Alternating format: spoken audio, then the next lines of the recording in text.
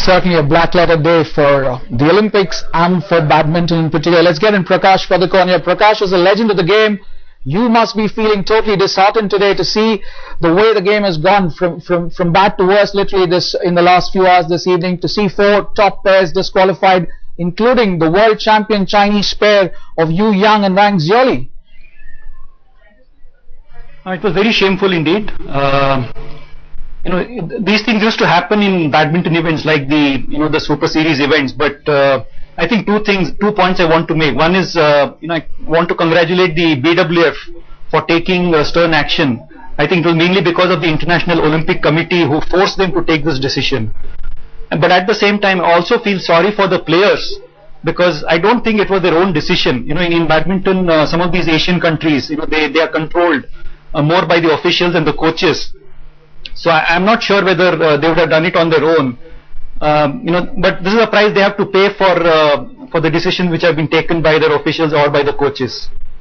Well, indeed, clearly the players have to pay a price. If all disqualified, 4 top teams will now not be there in the quarter shikha. As an athlete, clearly Prakash mentioning about how the federations may have connived there to try and force results, because China clearly didn't want to play their own team in the semi-finals. They wanted to meet them in the finals as earliest, which is one of the reasons why they went down to the Korean pair. Likewise, the Koreans, because the Chinese had done that, they didn't want to meet a Korean team ahead. So it doesn't spell good for sport in general. No, not at all. I mean, this is such a sad day for badminton, but beyond that, this is a sad day for sport. This is absolutely horrendous for an institution like the Olympics.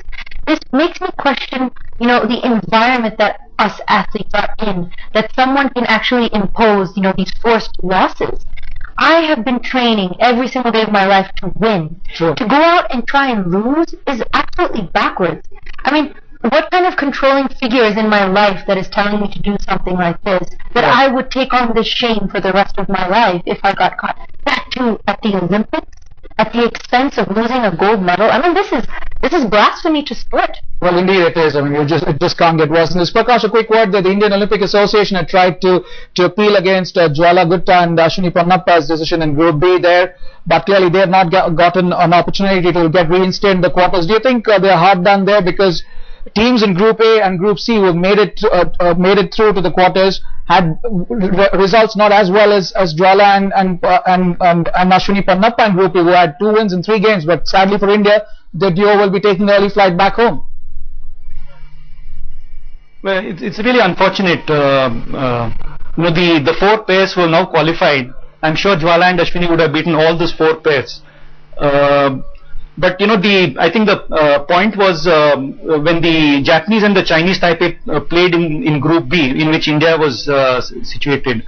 The result was not so obvious. That's why they couldn't take a decision. Whereas in the other 2 matches, the result was so obvious that yes, the officials had to take a decision. So difficult to say whether India has been cheated without without seeing the match in full.